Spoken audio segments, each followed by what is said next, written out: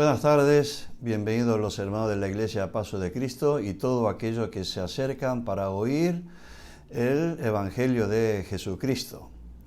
El mensaje de hoy se titula El secreto de Jesucristo, 2 podríamos decir, y el texto se encuentra en el Evangelio según Mateo capítulo 10, versículo 27, 28 y dice así: Así que no los temáis, porque nada hay encubierto que no haya de ser manifestado, ni oculto que no haya de saberse. Lo que os digo en tinieblas, decidlo en la luz, y lo que oís al oído, proclamadlo desde las azoteas. Todo inocente anhela que la verdad salga a la luz, la verdad de su inocencia. Pero en Jesús fue todo exactamente lo contrario.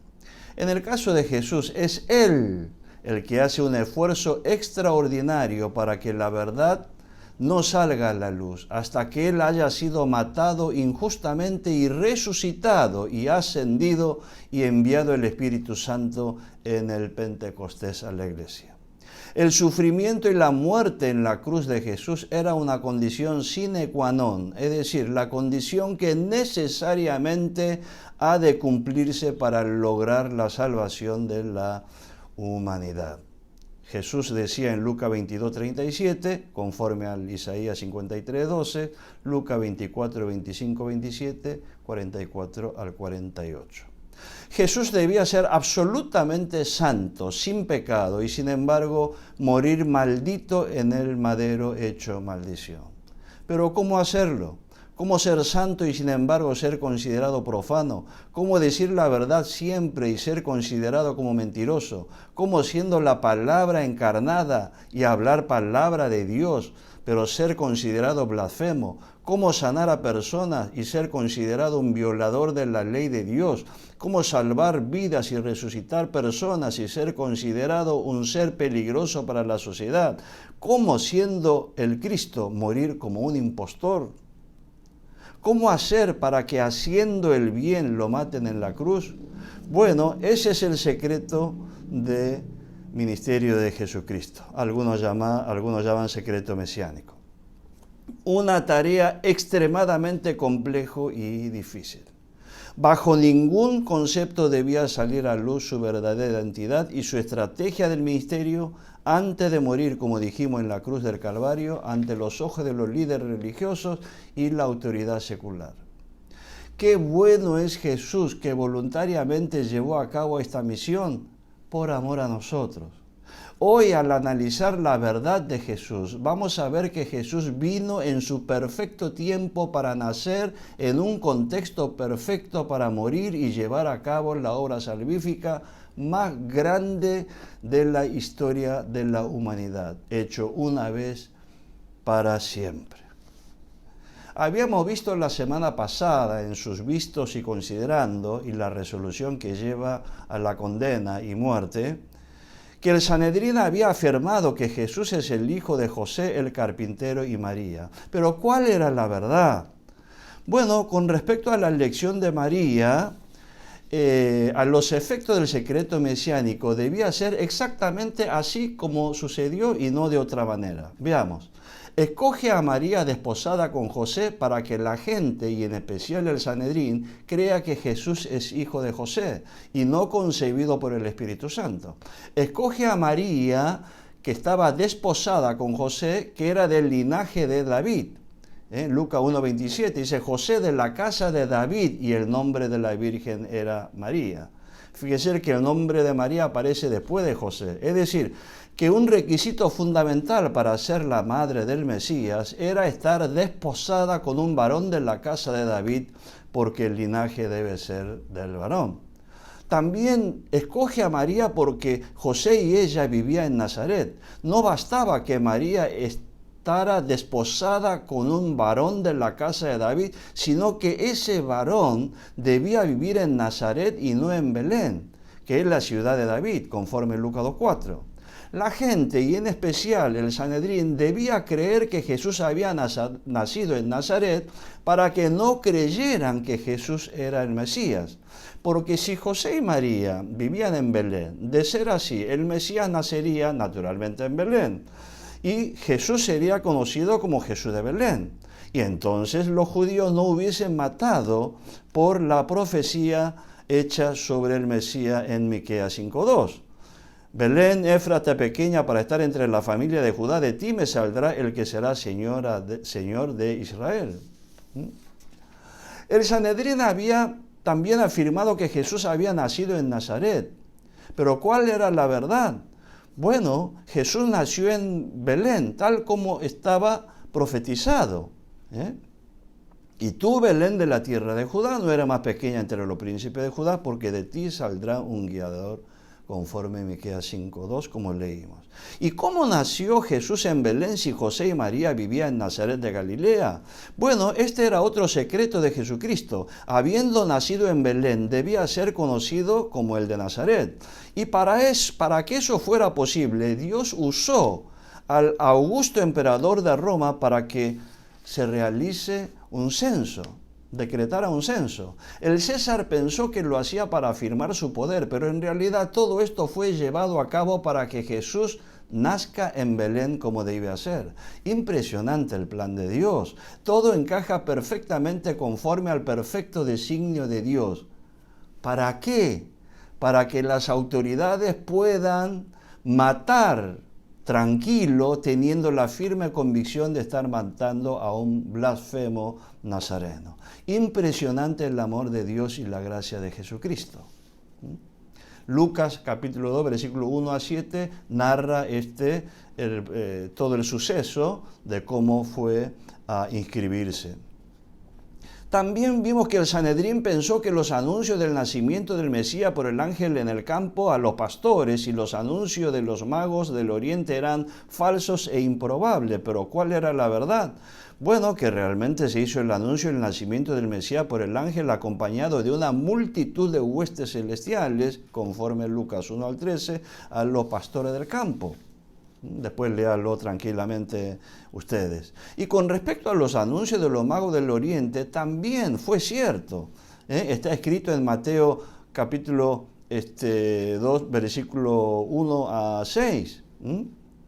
La verdad es que hace 33 años atrás los principales sacerdotes y los mismos escribas supieron estas verdades, pero no se interesaron en averiguar con la rigurosidad que el caso requería, tratándose nada más ni nada menos que el nacimiento del rey y Mesías tan anhelado. Y sin embargo, las autoridades religiosas de Israel y los doctores de la ley que conocían la promesa sobre el Mesías estaban más en sus propios asuntos, tanto de los fariseos y los saduceos, tratándose de ocupar un lugar en el Sanedrín y en la política romana respectivamente. Esto habla a la clara que si hubiesen estado atentos a los dichos de estos pastores y los magos del oriente e investigado, hubieran conocido la verdad. Sobre este evento está escrito en Mateo, como dijimos, 2, 1 a 6. Ellos mismos, 33 años antes, habían anunciado, ¿no? Ellos dijeron, en Belén iba a nacer el Mesías, porque así está escrito por el profeta. Así que ellos mismos, o su padre, fueron los mismos que dieron el informe al rey Herodes al oír por parte de los magos de Oriente que habían venido afirmando que había nacido el rey de los judíos. También vimos que el Sanedrín, como la familia de Jesús era pobre, consideraron improbable que Jesús sea el Mesías. Pero ¿cuál era la verdad? Estos eran suposiciones razonables para la mente de ellos, pero no fundadas en la Escritura, por lo tanto, mal fundadas. Y muy por el contrario, José y María cumplió con el rito de la ley. No vamos a leer todo el pasaje, Simplemente le voy a leer dos versículos, Lucas capítulo 2, versículo 22 al 24. Y cuando se cumplieron los días de la purificación de ellos, conforme a la ley de Moisés, le trajeron a Jerusalén para presentarle al Señor, como está escrito en la ley del Señor: todo varón que abriese la matriz será llamado santo al Señor, y para ofrecer conforme a lo que se dice en la ley del Señor, un par de tórtolas o dos palominos. Para su purificación debía ofrecer, y para presentar al niño, debía ofrecer un cordero de 1 año en el holocausto y un palomino o tórtola para la expiación conforme al Levítico 6. Pero si era pobre y no tenía dinero para comprar el cordero, se podía sustituir el cordero por una paloma o una tórtola. Es decir, que debía ofrecer una paloma o tórtola para el holocausto y el otro para la expiación. Este era el caso de José y María, y porque eran muy pobres y cumplieron con todos los requisitos de la ley. Acá podemos ver que impresiona una vez más la gracia, la humildad, la humillación de Jesús, que siendo dueño de todo se hizo pobre, pero cumpliendo siempre la ley. Esto también forma parte del secreto mesiánico, porque ellos esperaban que nacería un rey en la cuna de oro, pero no fue así, ¿verdad? También vimos que en el concilio consideró que la falta de preparación secular y teológica de Jesús hacía improbable que Jesús sea el Mesías. Pero ¿cuál era la verdad? Bueno, algunos de ustedes seguramente ya saben, Jesús ya a los 12 años daba cátedra de la ley a los doctores de la ley, conforme Lucas 2, 46 y 49. Simplemente le voy a leer el versículo 47. Y todo lo que le oían en el templo, ¿no?, ante los doctores de la ley, se maravillaban de su inteligencia y de sus respuestas. Y ante la pregunta de María: niño, ¿qué haces aquí? Te estuve buscando. Jesús contestaba: ¿por qué me buscabais? ¿No sabíais que en los negocios de mi Padre me es necesario estar?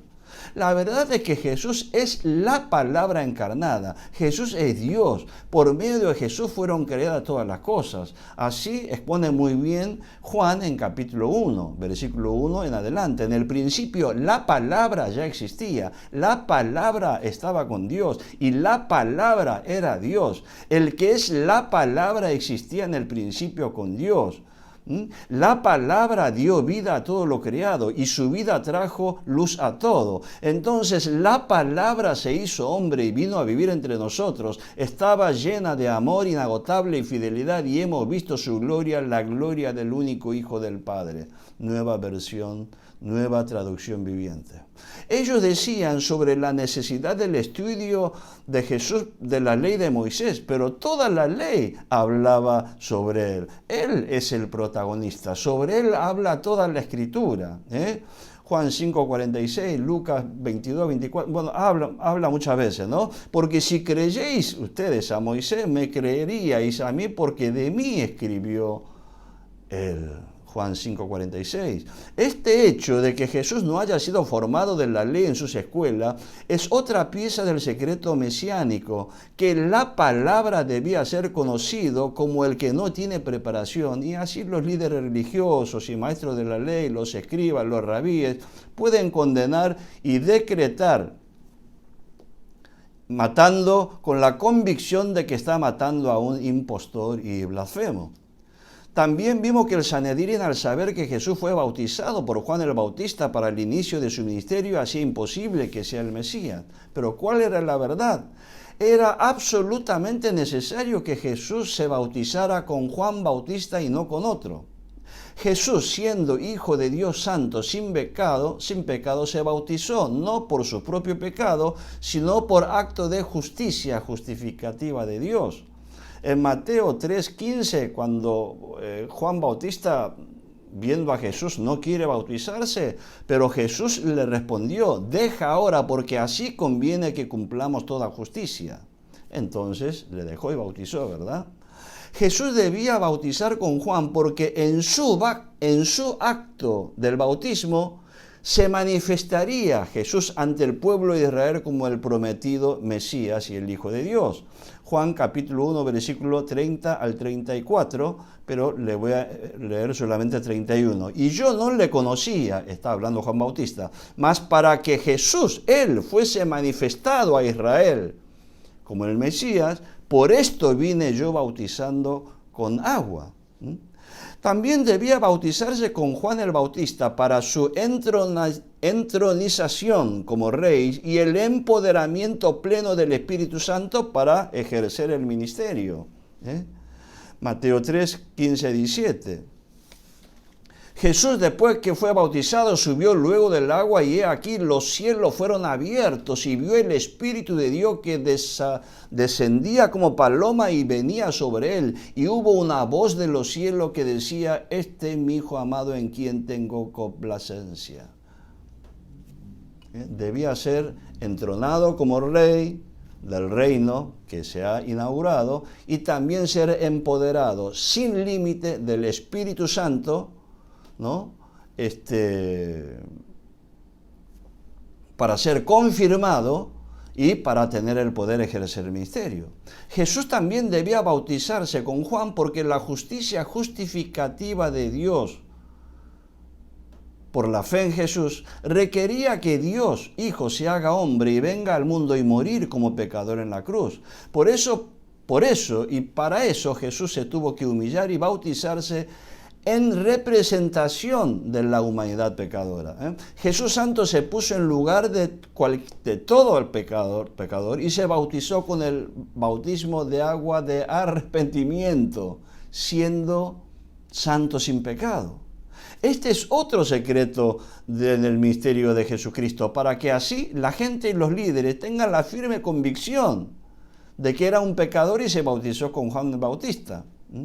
Este es otro secreto mesiánico que, como todos los otros secretos de Jesús, solo saldrían a la luz una vez logrado su cometido. Es decir, la muerte por nuestro pecado y la resurrección para nuestra justificación.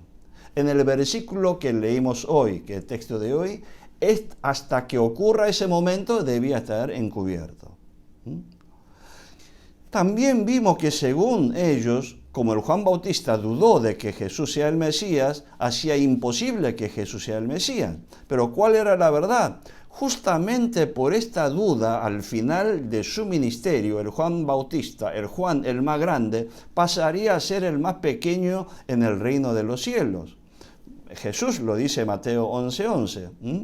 Entre los que nacen de mujer no se ha levantado otro mayor que el Juan el Bautista, pero el más pequeño en el reino de los cielos mayor es que él. El mismo Juan Bautista había profetizado que él debía menguar y Jesús debía crecer. Y esta palabra se cumple, pero él no sabía que se cumpliría de esta manera. Juan 3:30, es necesario que él crezca, pero yo mengüe. Este es otro secreto mesiánico de Jesús, por la cual el Concilio Supremo no dudó en matar a Jesús. Otro día vamos a ver con profundidad sobre este bautismo de Juan Bautista y la incredulidad de él. También vimos que como ni su familia creyó en Jesús, el Sanedrín concluyó que era imposible que Jesús sea el Mesías. Pero ¿cuál era la verdad? Este también es otro secreto mesiánico de Jesús, una realidad que fortalecería la convicción del Sanedrín para sentenciar a la muerte a Jesús. Recuerden que por eso, luego de llevar a cabo el objeto de Jesús de morir en la cruz, toda la familia, una vez que Jesús cumplió con su propósito de ser muerto por nosotros, toda la familia inmediatamente se arrepintieron y creyeron en Jesús como el Mesías, el Señor y Salvador. De hecho, ya en el aposento alto, ¿no?, se encontraba su familia orando por la llegada del Espíritu Santo. Hechos 1, 13, 14. Y entrados subieron al aposento alto donde moraban todos los discípulos, y todos estos perseveraban unánime en oración y ruego con las mujeres y con María, la madre de Jesús, y con sus hermanos. Poco tiempo después podemos observar en la Biblia que su hermano Jacobo es considerado como otro apóstol de Jesucristo en la iglesia primitiva de Jerusalén, integrando el concilio. Y más aún, su palabra fue la que terminó siendo la voz del concilio de la iglesia de Jerusalén con respecto a la libertad de los judaizantes. No imponer los ritos de la ley de Moisés, sino solo la fe en Jesús. Hechos 15, 13 al 21. Y no solo eso, Jacobo además terminó siendo autor de un libro de la Biblia que lleva su nombre, Santiago. Santiago en realidad es una deformación de dos palabras, sancti, en latín, y Jacobus. Santiacobus, entonces quedó Santiago, es una deformación. Pero es como decir, como le llamamos nosotros, San Pedro, bueno, era San Jacobo, ¿verdad? Jacobo, hermano de Jesús. Y en su epístola se define a sí mismo como siervo del Señor Jesucristo. Oigan atención, este versículo es impresionante. Santiago 1:1, hermano de Jesús. Santiago, siervo de Dios y del Señor Jesucristo, a los 12 tribus que están en la dispersión, salud. Impresionante la fe de Jacobo, el hermano de Jesús. Un cambio radical de la incredulidad a la fe absoluta en Dios y sobre su hermano Jesús como Señor, curios, el que tiene dominio de todas las cosas, el Señor absoluto, dueño, y Señor Jesucristo, ¿verdad? También habíamos visto que el Sanedrín desechó a Jesús como el Mesías porque ni en su pueblo le creían. Pero ¿cuál era la verdad? Este también es otro secreto mesiánico de Jesús, una realidad que fortalecería la convicción del Sanedrín para sentenciar a la muerte a Jesús. Juan habla muy claramente, en capítulo 1, versículo 10-12, en el mundo estaba y el mundo por él fue hecho, pero el mundo no le reconoció. A lo suyo vino y los suyos no le recibieron. Pero la verdad es que Jesús debía ser rechazado en su familia, en su ciudad, en su pueblo, en todo el país y en el mundo del Imperio Romano, hasta el cumplimiento de su misión. Es decir, morir por nuestro pecado y resucitar para nuestra justificación. Esto ya estaba profetizado, no es nada improvisado. Así debía ocurrir. Todos sabemos el pasaje largo de Isaías 52:13 al 53:5. He aquí que mi siervo será prosperado, será engrandecido y exaltado, y será puesto muy en alto. Pero primero debía morir, ¿verdad? ¿Quién ha creído a nuestro anuncio? Despreciado y desechado entre los hombres. Ciertamente fue menospreciado y no lo estimamos. Llevó él nuestras enfermedades y sufrió nuestros dolores. Nosotros le tuvimos por aceptado, por herido de Dios y abatido. Mas el herido fue por nuestras rebeliones, molido por nuestros pecados. El castigo de nuestra paz fue sobre él, y por su llaga fuimos nosotros curados. Mas Jehová cargó en él el pecado de todos nosotros. Por cárcel y por juicio fue quitado, porque fue cortado de la tierra de los vivientes, y por la rebelión de mi pueblo fue herido. Y se dispuso con los impíos su sepultura. Pero no termina así. Cuando haya puesto su vida en expiación por el pecado, verá el linaje y vivirá por largos días, y la voluntad de Jehová será en su mano prosperada. Es decir, gobierno no tendrá fin, ¿verdad? Ellos también vimos que afirmaban que Jesús era glotón y bebedor de vino. En una traducción dice comilón y borracho. Pero ¿cuál era la verdad?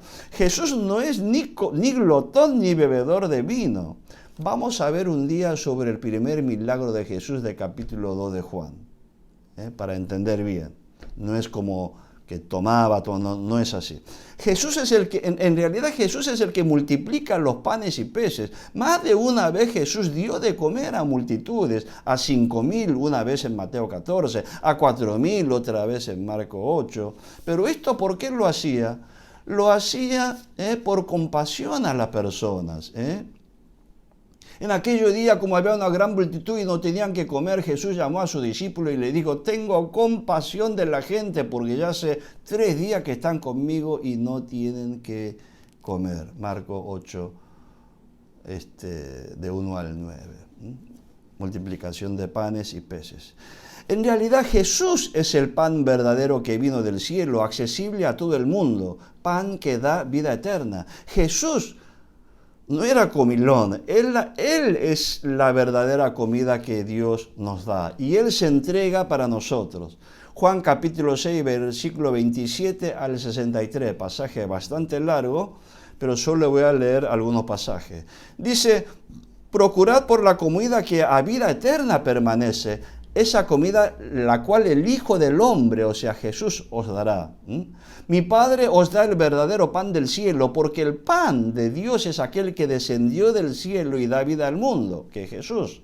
Y Jesús dijo, yo soy el pan de vida, el que a mí viene nunca tendrá hambre, y el que en mí cree no tendrá sed jamás. Yo soy el pan de vida. Este es el pan que desciende del cielo para que de él come no muera. Yo soy el pan vivo que descendió del cielo. Si alguno comiere de este pan vivirá para siempre, y el pan que yo daré en mi carne, la cual yo daré por la vida del mundo. Si no coméis la carne del Hijo del Hombre y bebéis su sangre, no tenéis vida en vosotros. Pero el que come mi carne y bebe mi sangre tiene vida eterna, y yo le resucitaré en el día postrero, porque mi carne es verdadera comida y mi sangre es verdadera bebida. El que come mi carne y bebe mi sangre y en mí permanece y yo en él, como me envió el Padre viviente y yo vivo por el Padre, asimismo el que me come, también él vivirá por mí. Este es el pan que descendió del cielo. El que come de este pan vivirá eternamente. El Espíritu es el que da vida y la carne para nada aprovecha. Las palabras que yo os he hablado son espíritu y son vida. Impresionante. ¿Cuántas veces reitera este concepto que Jesús mismo es el pan? Como podemos ver, Jesús no es el comilón, sino todo lo contrario. Es Él que daba comida a las multitudes por compasión, y es Él el que se ofrece como la comida del cielo para que nosotros comamos y bebamos y tengamos vida eterna. Y entonces, ¿por qué era conocido por comilón y borracho a Jesús? Bueno, por la santidad conglobante. Jesús no hacía acepción de persona y aprovechaba la ocasión de compartir la comida para darle la comida espiritual. Fíjese y recuerden que las mesas de comida de Jesús, más que comer y beber en mucha paz y alegría, siempre fueron llenas de tensión y fueron complicadas.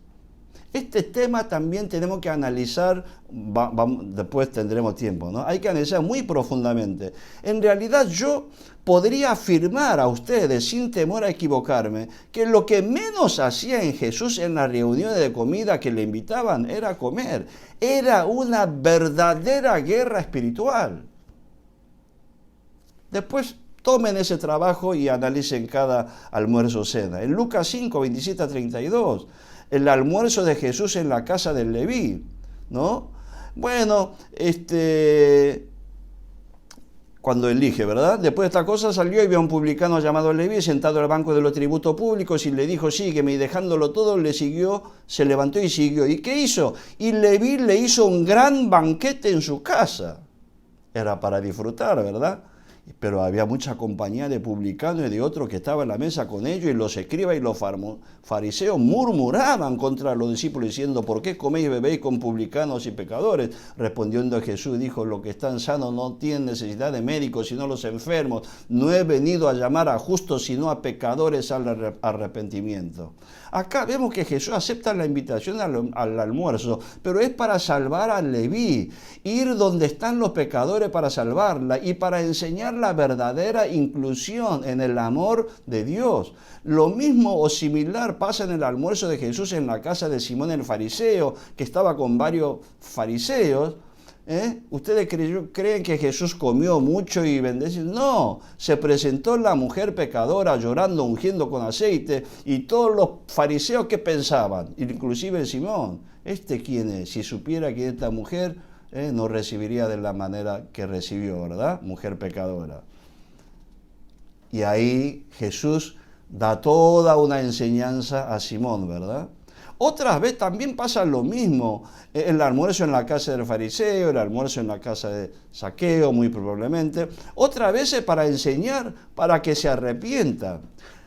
Oigan atentamente este almuerzo de Jesús. Mire, Lucas 11, 37, 54, anótenlo. Luego de que hubo hablado, le rogó un fariseo que comiese con él. Un manjar. ¿Y qué hizo? Y entrando Jesús en la casa, se sentó a la mesa. El fariseo, cuando lo vio, se extrañó de que no se hubiesen lavado antes de comer. ¿Cómo sigue? Bueno. Pero el Señor le dijo: ahora bien, vosotros los fariseos limpiáis lo fuera del vaso y del plato, pero por dentro estáis llenos de rapacidad y maldad. Necios, el que hizo lo de fuera no hizo lo de adentro. Mas ay de vosotros fariseos, diezmáis la menta, todo. Ay de vosotros fariseos que amáis la primera fila en la sinagoga y las salutaciones de la plaza. Ay de vosotros escribas y fariseos, hipócritas que sois como sepulcro que no se ve. Ay de vosotros también intérpretes de la ley, porque cargar a los hombres con carga que no pueden llevar, pero vosotros ni aun con un dedo la tocáis. Ay de vosotros que edificáis los sepulcros de los profetas, a quienes mataron vuestros padres. Ay, ay, ay, ay, ay, son famosos 6 ayes de Jesús. Ay de vosotros intérpretes de la ley, porque habéis quitado la llave de la ciencia y vosotros mismos no entrasteis, y a lo que entraban se los impedisteis. Ese fue el almuerzo en la casa del fariseo que tanto le había rogado. Impresionante el almuerzo de Jesús, profiriendo 6 ayes. Él siempre decía la verdad, pero no lo hacía porque era amargo, sino quería que se arrepintieran y conociesen cuál es la misericordia y la verdad. Pero así todo, Jesús fue permitido que sea conocido como comilón y borracho para que pueda ser muerto como tal, maldito, ¿verdad? Este es otro secreto de su ministerio, para morir por nosotros. Por eso Jesús dice en Mateo 11:19, nueva traducción viviente: el Hijo del Hombre por su parte festeja y bebe, y ustedes dicen: es un glotón y un borracho y es amigo de cobradores de impuestos y de otros pecadores. Pero la sabiduría demuestra estar en lo cierto por medio de su resultado. ¿Y cuál es el resultado de Jesús hoy? Jesús hoy nos sigue alimentando con su pan y dándonos de beber con su vino. Pacto en su sangre. Ellos habíamos visto que afirmaban que Jesús era amigo de los pecadores, pero ¿cuál era la verdad? Jesús por su ministerio enseñaba y ejercía la santidad conglobante. Yo lo llamo santidad conglobante para diferenciar la santidad fariseica. ¿Qué es conglobante? Del verbo conglobar, unir, juntar cosas o partes de modo que formen un conjunto o un montón. Porque cuando hablamos de la santificación y lo que como significa separar, la gente piensa, como pensaban los fariseos, ¿no? Separarse de lo que son pecadores. Muchos pecadores, publicanos, rameras, enfermos, se acercaban a Jesús y Jesús se acercaba a ellos, pero no para estar en mala junta o contaminarse de ellos, sino para perdonar los pecados de ellos, sanar las enfermedades de ellos, liberar de demonios, purificar de su inmundicia y así santificarlo. ¿Cómo podría hacer eso si Él no está nunca con ellos? Y enseñando así que los santos están para santificar a los pecadores y los médicos están para sanar a los enfermos. La santidad farisaica es separarse de lo inmundo que lo hace impuro a una persona. Es como la sal en el salero. Futbolísticamente hablando podemos decir, juegan a empatar, a sobrevivir, hacer gol imposible, pero atajo bien para que no. Es como vivir cuidándose ahora de coronavirus, de contaminarse, ¿no? Pero mientras que Jesús ¿pero qué hacía Jesús? Jesús ejerce la santidad conglobante, es decir, que el santo va donde está lo inmundo y toca para que lo inmundo se convierta en puro, santo, para que toda la persona sea santo para la gloria de Dios. Recuerde que Dios, cuando hizo la creación y creó el hombre, creó para que toda la humanidad gobernase, administrase la creación en nombre y representación de Dios. El Dios santo quiere que todo el ser humano sea santo y agradable para Él. Mateo 9, 12, 13, cuando vieron esto los fariseos, dijeron: ¿por qué come vuestro maestro con los publicanos y pecadores? Recién leímos, ¿verdad? Y Jesús dijo: los sanos no tienen necesidad de médicos, sino los enfermos. Id pues y aprended lo que significa: misericordia quiero y no sacrificio, porque no he venido a llamar a justos, sino a pecadores al arrepentimiento. Cuando uno estudia medicina y recibe de médico, ¿para qué lo hace? Para estar con los enfermos y sanarlo. ¿O no? ¿Verdad? Impresionante la santidad conglobante de Jesús. Es un médico donde hay muchos enfermos. Pero los fariseos, ¿qué hacían? Se juntaban entre ellos y maldecían, decían maldito a aquellos ignorantes que no conocían la ley, aquellos que estaban enfermos decían que eran castigados por Dios, entonces se alejaban, ¿no es cierto? Todo al revés. Dios santo envió al santo Jesús para que todo el mundo sea santo. Ahora, vos, ¿qué santidad practicás? Bueno, ellos también acusaban a Jesús de quebrantador sistemático de la ley, pero ¿cuál era la verdad? Todo lo contrario, Jesús es el que interpretaba y aplicaba correctamente la ley, cumplía la ley completamente como debía ser, cumplía conforme a la letra de la ley y también respetando el espíritu de la ley, cumpliendo el espíritu de la ley, cumpliendo así con la voluntad del legislador, Dios, para el propósito que fue hecha la ley. Y con amor enseñaba a interpretar y aplicar la ley conforme a la voluntad de Dios. Este principio lo aplicó en toda la ley, en la ley de reposo, ley de higiene y profilaxis, ley de leyes morales. En otra oportunidad veremos este tema porque es muy importante. Ellos no robaban, por ejemplo, ellos no robaban para no ser condenado y castigado, pero Jesús enseña que no hay que robar, porque desea hacer el bien, ¿verdad? Y así con todas las acciones. También habíamos visto que el Sanedrín acusaba de que Jesús no enseñaba la ley, sino que pervertía y contrariaba la ley, sobreponiendo y como teniendo más autoridad, cambiando la ley. La ley decía una cosa, no matarás, pero Jesús decía, mas yo os digo, el que enoje contra su hermano, bueno, sigue, ¿verdad? Y también en vez de enseñar la ley, enseñaba la blasfemia, que según Jesús llama el evangelio del reino, y encima solo enseñaba en parábolas. Jesús debía predicar el evangelio del reino, de que la salvación viene por la fe en Dios y no en el cumplimiento de la ley, que estaba probado de que es imposible cumplirla completamente. Por eso Jesús cumplió la ley en la faz positiva, cumpliendo en letra y espíritu de la ley, y en la faz negativa, padeciendo en su muerte en la cruz todo el castigo previsto en la ley para los incumplidores. Y por eso dijo en Juan 19:28, consumado es, habiendo inclinado la cabeza entregó el espíritu. Se consumó la ley. Ya no tiene la coercitividad de la ley porque sobre Jesús cayó todo el castigo. Para que su misión pueda cumplir era necesario anunciar la verdad y hacer el bien, pero sin divulgar su verdadera identidad, hasta que los discípulos tengan la fe verdadera que Jesús es el Cristo.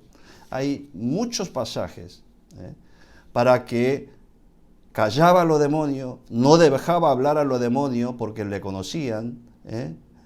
Muchas veces decía, mira, no digas a nadie, si no ves, muéstrate al sacerdote. Le reprendía mucho para que no le descubriesen, pero él les mandó mucho que nadie lo supiese, y le mandó que no dijesen a nadie, ¿no? No entres en la aldea ni lo digas a nadie en la aldea. Todo esto para no dar a luz sobre su identidad, para que la gente no creyera todavía que Jesús era el Mesías. También Jesús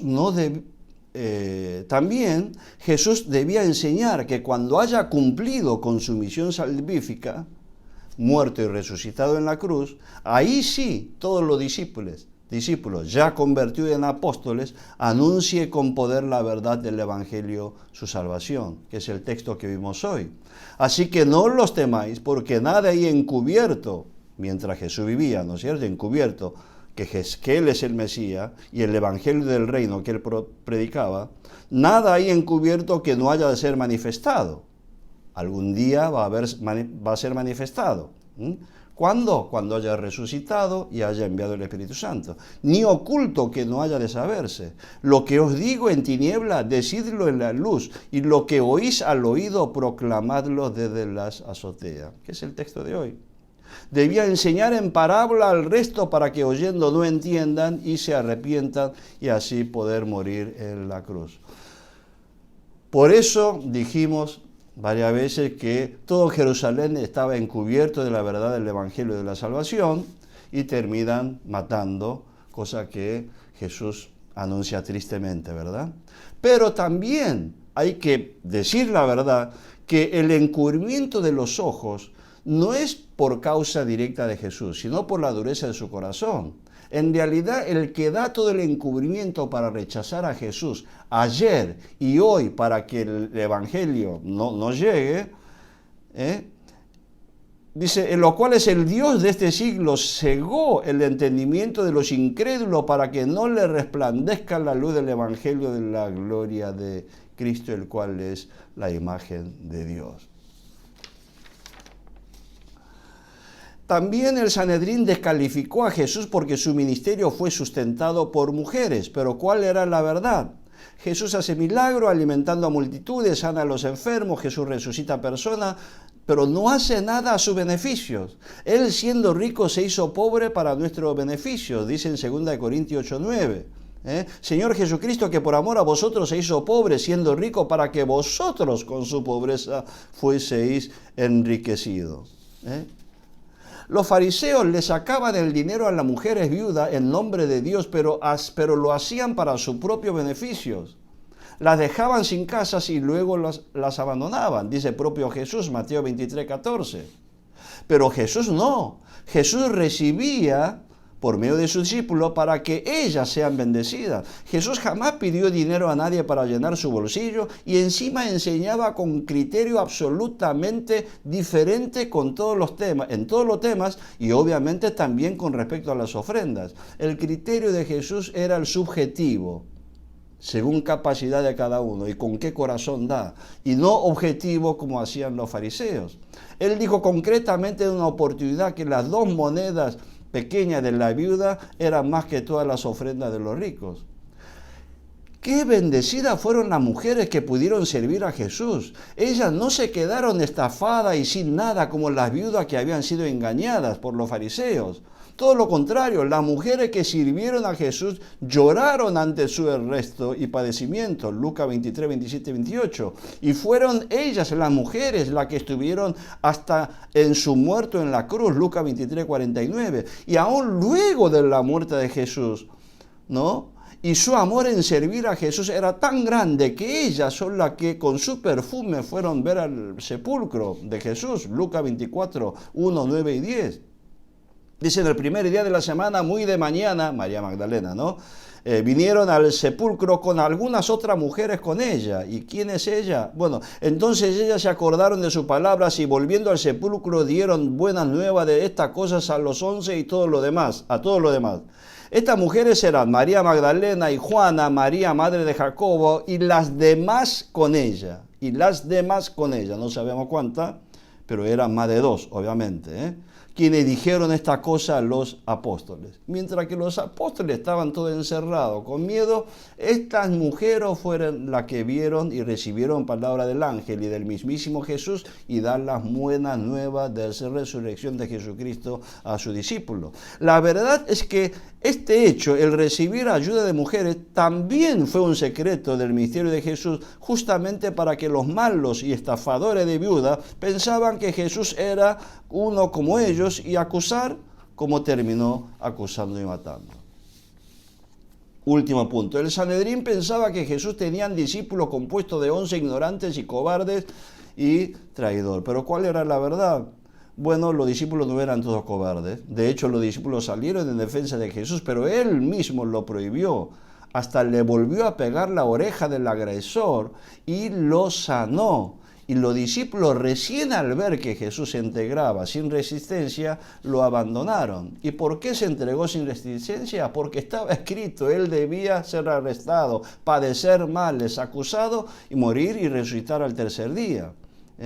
Por eso dice Jesús, viendo lo que estaba con él, que lo sabía acontecer, le dijeron: Señor, heriremos a espada. Y uno de ellos hirió a un siervo del sumo sacerdote y le cortó la oreja derecha. Entonces Jesús le dijo: vuelve tu espada a su lugar, porque todo lo que tomen espada perecerán. ¿Acaso piensa que no puedo ahora orar a mi Padre y que Él no me daría más de 12 legiones de ángeles? Pero ¿cómo entonces se cumplirían las escrituras de que es necesario que así se haga? Entonces, al ver esto, Jesús ya había profetizado y debía cumplir la escritura para que Jesús muera en la cruz. Jesús ya había adelantado horas antes: todos vosotros os escandalizaréis de mí esta noche, porque escrito está: heriré al pastor y las ovejas del rebaño serán dispersadas, conforme Zacarías 13:7, y lo dijo en Mateo 26, versículo 31. Pero también dijo: después que haya resucitado, iré delante de vosotros a Galilea.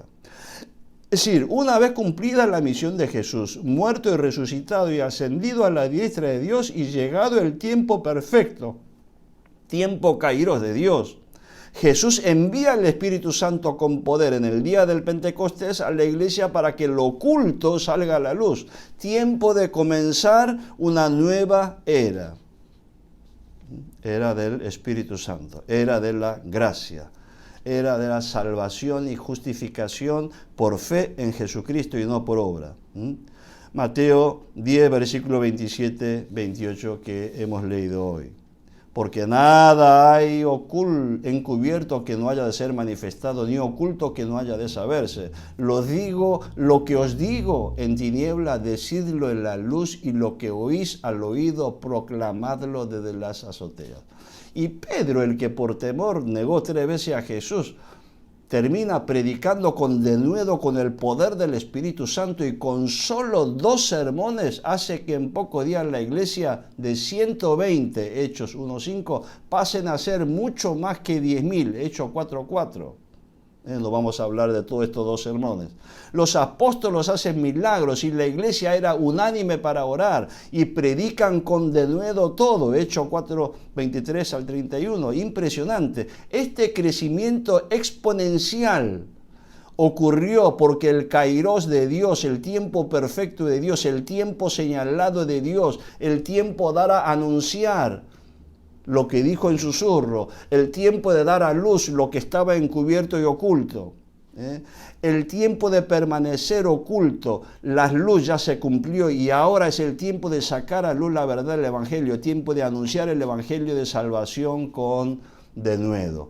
Este fue el secreto de Dios, Jesús, para poder morir, resucitar, y después de haber resucitado, empezó a predicar el Evangelio de la salvación. Conclusión: visto que Jesús, siendo Dios, se humilló y se encarnó, concebido por el Espíritu Santo de una virgen llamada María, y nació en Belén, visto que fue varón de dolores desde su nacimiento hasta la muerte a nuestro favor, visto que no tuvo lugar para nacer entre los hombres, y vio luz en un establo para animales, y fue recostado en un pesebre, solo visitado y honrado por los magos de Oriente y los pastores, y por su integridad física tuvo que exiliarse a poco tiempo de nacer a Egipto, y volver a Nazaret y vivir en la pobreza y trabajar y no tener preparación alguna ni en letra, y sin embargo fue lleno de conocimiento sobrenatural de la ley desde su adolescencia.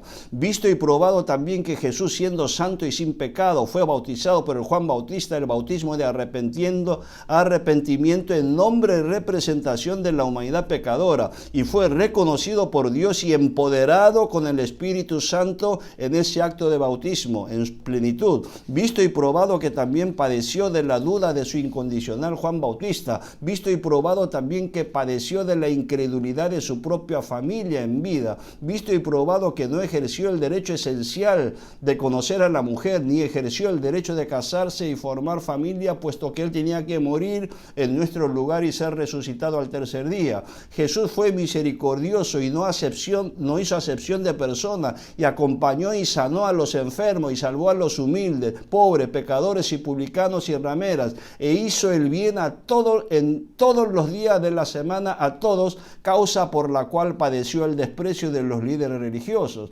Visto que él cumplió positivamente y completamente la ley con su vida de santidad, y visto también que sobre él cumplió completamente la ley en su faz negativa, recibiendo todo el castigo en nuestro lugar, muriendo en la cruz, consumando así toda la ley y su poder coercitivo, visto y probado que resucitó entre los muertos tal como había profetizado repetidamente a su discípulo al tercer día, y luego ascendió a la diestra del Padre, y conforme a su promesa envió el Espíritu Santo en estruendo del viento recio y lengua como de fuego, empoderando a la iglesia reunida en Jerusalén, inaugurando así el tiempo en que la luz del Evangelio se den a conocer al mundo entero, y haciendo que anuncien el Evangelio con denuedo, acompañando de milagros, señales y prodigios, con crecimiento exponencial de los creyentes.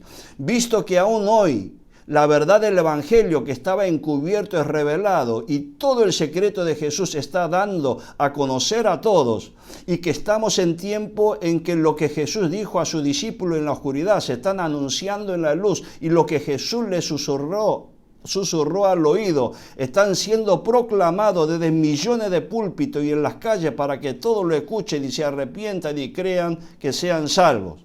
Mateo 10, 27, 28. Y considerando que de tal manera amó Dios al mundo que ha dado a su Hijo unigénito para que aquel que en él cree no se pierda, mas tenga vida eterna. Y considerando que Jesús es el camino, la verdad y la vida, y que en ningún otro hay salvación, porque no hay otro nombre bajo el cielo dado a los hombres en que podamos ser salvos. Y por último, considerando que por todo esto Dios le exaltó hasta lo sumo y le dio un nombre que es sobre todo nombre, para que en el nombre de Jesús se doble toda rodilla de lo que están en los cielos y en la tierra y debajo de la tierra, y toda lengua confiese que Jesucristo es el Señor, para gloria de Dios Padre. Por todo esto, creemos de todo corazón en Jesús como nuestro Salvador. Recibimos a Jesús en nuestro corazón como el Señor de nuestra vida, y viviremos y anunciaremos el Evangelio de Jesucristo hasta que Él venga. Oremos. Dios Padre, te damos gracias por tu amor hacia nosotros. Gracias por la revelación de la palabra, por la revelación de tu secreto, Señor. Oh Jesucristo, el testigo fiel, el primogénito de los muertos y el soberano de los reyes de la tierra, al que nos amó y nos lavó de nuestros pecados con su sangre y nos hizo reyes y sacerdotes para Dios su Padre. A Él sea la gloria e imperio por siglos de los siglos. Oh profundidad de la riqueza de la sabiduría y de la ciencia de Dios, cuán insondables son tus juicios e inescrutables tus caminos, porque ¿quién entendió la mente del Señor, o quién fue su consejero?